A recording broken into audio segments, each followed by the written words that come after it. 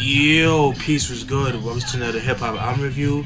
This is part 135. The album that I'll be reviewing today is Dr. Dre's debut album, The Chronic, released in 1992. You guys been asking me to do this. I know I've been saying I was gonna do it one day, and I never end up doing it. Just been mad busy and shit. But without further ado, better late than never. Here's the review. You guys should know who Dr. Dre is. He was the head honcho. He was like the lead rapper of NWA at one point, and then they put out two classic albums, Straight Outta Compton and Niggas for Life, and they put out the EP, the 100 Miles of Murder EP, which I don't have in my collection. I need to get that. Check out the reviews for those albums that I did. Definitely check them out, and check out my thoughts on the Straight Outta Compton movie.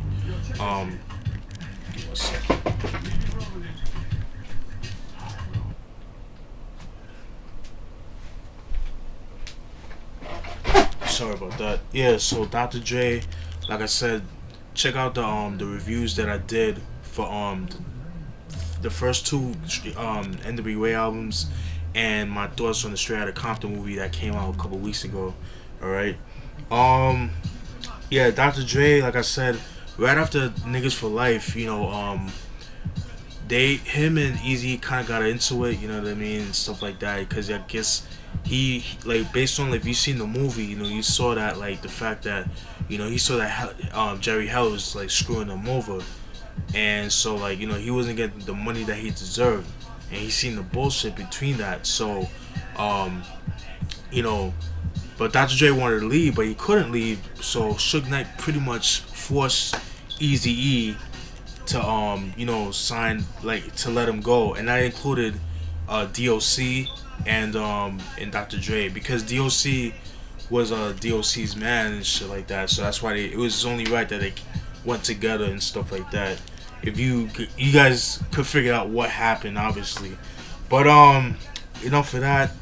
And so in 1991 he joined Death Row, and then, like, the first song that he recorded for them was a song called Deep Cover featuring Snoop Dogg, that was featured on the Deep Cover soundtrack. Dope movie and dope soundtrack too, which I do have in my collection. The soundtrack itself, it's actually pretty good. And started recording mad tracks, and then eventually came out with this album right here. Alright. The singles of the album, there's 3 singles. The singles are Dre Day, Let Me Ride, and Nothing But a G Thing. Those are the 3 singles of the album. Alright. Producers, obviously Dr. Dre. He does all the production on the beats and stuff like that, which I'll talk about that in the at the end of the video, because I have to say something about that. Alright. Features on the album are Snoop Dogg, RBX, Jewel, who was like a singer for them at one point. This guy named Ruben, I don't know who that is. Daz Dillinger, but he went by the name That Nigga Daz. Warren G, Nate Dogg, rest in peace Nate Dogg. DOC, BJ, Big Titty Nikki, that's dope. DOC, Samara, Lady of Rage, like I said, RBX again, Bushwick Bill, Corrupt of Dog Pound, Image, and that's pretty much it. Those are the features in the album. You know how I get down? I'm gonna go through some of the tracks, break down some of the tracks. Alright, the first track is the intro. Has a nice, dope synthesizer beat, like, right, real dog synthesized beat, like the ill bass line. You just, it's a Snoop Dogg just, like, talking in the intro. It's pretty much dissing, like, Eazy-E and stuff like that. So it's like, pretty much this is MC Ren. This is excuse me, this is Eazy-E and all that, just throwing shots at them and stuff like that. Just know what to expect with Death Row Records, that we taking over, things like that, and which they end up doing, like, back in the early to mid 90s. Well, at least the early 90s, I should say. They did take over for a while. It's just saying, just know what to expect, you know what I mean? Track 2, Fuck with Dre Day or Dre Day. That's featuring Snoop Dogg and Dr. Dre. It's a duo track. Classic song. Fucking love the beat for that joint right there. In that song they actually take shots at Eazy-E, and they take shots at Luke of Uncle Luke from Two Live Crew. Don't know the I don't know the like the foundation of that beef. You guys know, I'll look it up, but if you guys feel like, explain it, just post it down in the description box. So my subscribers, you guys should know would know about that. I'm pretty sure you guys know. I always knew they had beef and they went back at each other, but I just never knew the whole foundation of that shit. But let me know, let a brother know. Alright. Yeah, that was a pretty dope track. And you know what's crazy about that song? Even though it's a diss song, you can still play it today as a regular song. Unlike songs today, unless this unlike diss songs today, because when you listen to this song today, you know it's a diss song. It's not a song that you can play like all the time. You know what I mean? With a song like Dre Day, you can play that at a party or at a club, and it still rides. It still plays as a song. You know what I mean? And that's what's cool about that. And I think that makes a that's the difference between songs back then, or this songs back then, and songs now. Like the song on South Bronx. He's going at the whole Juice Crew, MC Shannon, all that. You know what I mean? But you could still play that song as a regular hip hop song. That's what I like about that. The Bridge is Over. Shit like that. You know what I mean? You guys know what I'm trying to say. Yeah. Track 3, Let Me Ride. That's a Dr. Dre solo track. That was a pretty dope track. It's pretty much telling his everyday living, how he gets down in Compton, just living a gangster life and stuff like that. That's what I got from that joint right there. Dope video too. Track 4, the day the niggas took over. That features Dr. Dre, RBX, and Snoop Dogg. RBX, Snoop Dogg, and Daz Dillinger. Dope posse cut. I mean, pretty fucking dope. I love the beat for that shit right there. I'm not the biggest Daz fan, but yo, Daz actually delivered on that track. He actually does his thing on that shit right there. Or everybody else, Dr. Dre does his thing. RBX, he does his thing too. Pretty cool. Track 5, Nothing But a G Thing, featuring Snoop Dogg. Dope song, dope video too. What I got for that track is, to me, it was Dr. Dre's version of It Was a Good Day by Ice Cube, but it was kind of his version of that song. You know what I mean? It's just, just niggas just like getting up, getting dressed, starting their day, just driving around LA, Compton, niggas having a barbecue, just like having a good day. Niggas not fighting, niggas not shooting each other up, beating people up and stuff like, just living day by day, just trying to make the best of it, and that's what I got from that track. That's a pretty cool track. Track 6, These Nuts. It's pretty funny. The intro, it pretty much it starts off with Warren G. He actually calls his girl. He's like, yo, what's up, blah blah blah, yo, what you doing? It's like, and the girl's like, oh, I might, get my nails done, get my hair done, buy an outfit, whatever. And then Warren G was like, yo, this, what's your name called you the other day? And she's like, who? These nuts. I thought it was pretty funny. But Warren G, he doesn't actually rap on the song. He just does the intro with that skit, and there's like a posse cut. It's with Snoop, Nate Dogg, and Daz. The song pretty much talks about, niggas be on their dick, because like now they're like the biggest thing out at that time. Now niggas would be on their dick, but you wasn't with us like when we was like down and under and stuff, like started from the bottom. Y'all wasn't really checking for us, and that's pretty much what they talk about in this song. These nuts, like get off their dick and shit, like these nuts. Track. Give me 1 second. 1, 2, 3, 4, 5, 6, 7. They're not numbered, so that's why I have to count. Little Ghetto Boy. That's featuring Snoop Dogg and DOC. pretty dope track right there. You know, dope video too. No, is there? Yeah, there is a video for that. Little Ghetto Boy. There is a video for that, but it's like more like an underground video. It's like an unreleased video. It's on YouTube. I posted down in the description box. That song is pretty much sort of about how the mentality of little kids in the hood, like just them growing up, like what are you, like, you know, 12 years old or a teenager growing up in the hood, where like you got a lot of these kids that are like, you know, latchkey kids, where like, you know, the parents are not really supervising them. They pretty much had to, like, you know, they had to, you know, fend for themselves. You know what I mean? They do what they have to do to survive. Whether you have to rob niggas, you know, kill people, sell drugs, and that's pretty much the mentality of the hood, of, you know, little kids from the hood. Not all, but just like the niggas that's like that I was just explaining and stuff like that. You know, and I think they painted that picture very well, and it's pretty dope. Just saying, like, they have nothing to lose, like they do what they gotta do to survive and shit. So that's what I got for that joint right there. Track 9, A Nigga with a Gun. That's a pretty dope track right there. That's featuring DOC, Snoop Dogg, RBX, you know, stuff like that. Is it? Nigga with a gun. No, I'm sorry. It's Snoop Dogg and Dr. Dre and DOC. Excuse me. It's another dope. It's just another gangster track right there. It's pretty cool right there. Track 9, Rat-a-Tat-Tat, featuring Snoop Dogg, RBX.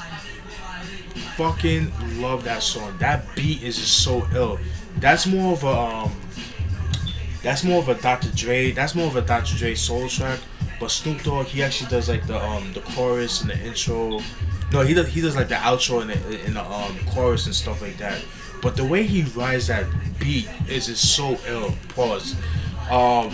Yeah, just like, it's just like another gangster track, but that beat and the way Dr. Dre just flows on the track is just so ill. Fucking love that joint right there.